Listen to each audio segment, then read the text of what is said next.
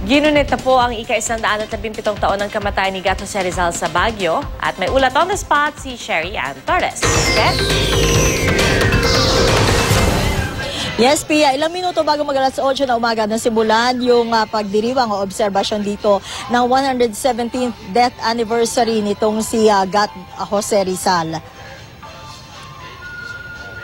Hindi man natuloy si Pangulong Noynoy Aquino na pangunahan ng selebrasyon ng araw ng kamatayan ng ating pambansang bayaning si Dr. Jose Rizal. Mga local officials ng Baguio City kasama ang iba't ibang organisasyon ang nanguna sa Rizal Day celebration sa City of Pines. Nagbigay pugay din kay Dr. Rizal ang mga kadete ng Philippine Military Academy at mga opisyal ng Philippine National Police. Sina Baguio City Mayor Mauricio Domogan at Congressman Nicasio Aliping Jr. ang nanguna sa wreath-laying ceremony dito sa Bantayog ni Rizal sa Liwasang Burnham.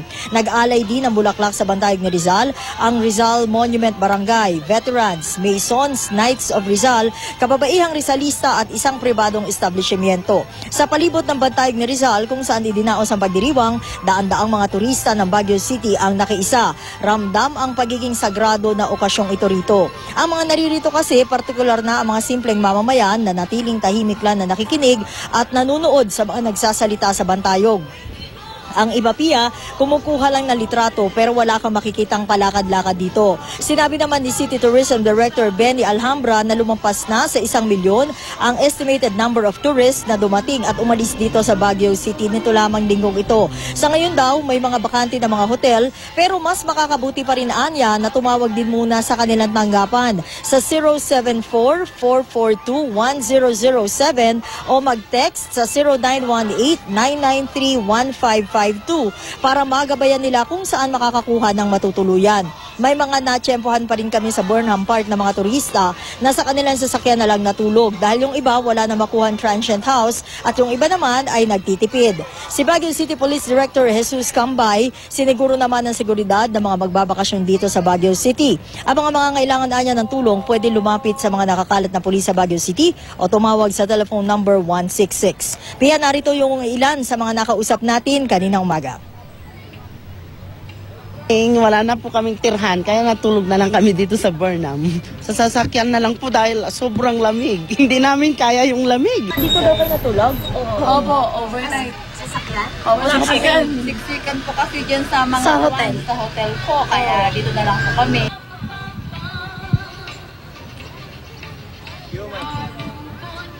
Yes, Pia, yung nakikita mo ngayon, ito yung bahagi lamang ng mga turista na nandito ngayon sa Burnham Park, no? Unti-unti na dumarami uli yung mga turista ngayon dito habang tumatakbo yung mga oras. At kabilang nga dyan yung sinasabi, Pia, na majority actually ng mga turista daw na umakyat dito sa Baguio ay mga taga Metro Manila at mga taga Laguna, sabi ng City Tourism Office. Samantala, Pia, itong pwestong ito, itong makikita mo ngayon, ito yung tinatawag nila na tourist idol dito sa may Baguio City. Ito nga St. Bernard na si Douglas na nagsisilbing isa sa mga tourist attraction dito sa Baguio. Ang proceed dito, Pia, bahagi nung mga kinikita ni Douglas sa kanyang pagpapapicture kasama yung mga turista ay ibinabahagi daw nila sa Philippine National Red Cross. Yan muna ang latest mula dito sa Baguio. Balik sa iyo, Pia.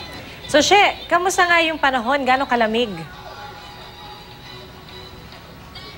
Yung kanina, Pia, madaling araw, bumagsak sa 12 degrees Celsius yung temperature dito sa Baguio. Pero habang medyo tumatanghali, pumalo naman daw ayon sa Pag-asa sa 23 degrees Celsius. Pero Pia, parang hindi rin namin masyadong maramdaman yung pag-angat ng temperatura dito.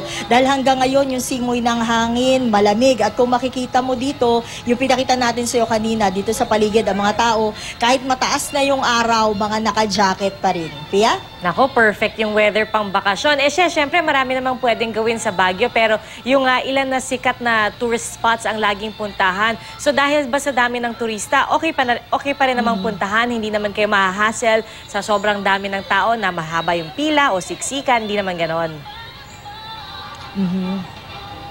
Pia, medyo ang downside dito, yung traffic, no? Pero kasi nga, ang sinasabi dito no Mayor ng Baguio City, si Mayor Mauricio Domogan, wala naman daw talaga kasi silang magagawa. yung sabihin natin, lakihan yung mga kalsada.